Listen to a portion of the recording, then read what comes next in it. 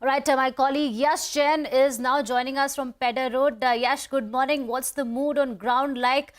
Do you see enough voters on ground? It's a very, very crucial day. In fact, the campaign urging Mumbaikars to come out and vote hasn't been stronger than this time around.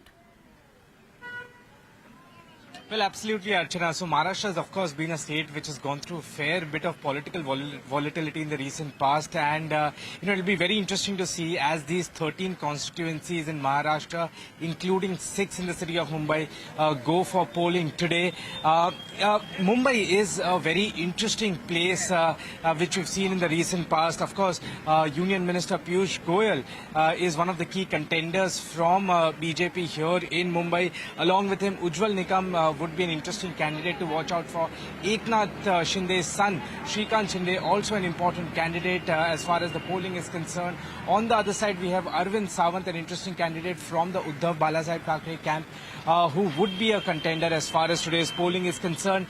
And one thing that you pointed out to, Mumbai voter turnout has been, not something to be very proud of in the recent past. About 50% voting, slightly over 50% in 2014, in 2019. So all hopes this time would be around, how people come out in greater numbers to vote.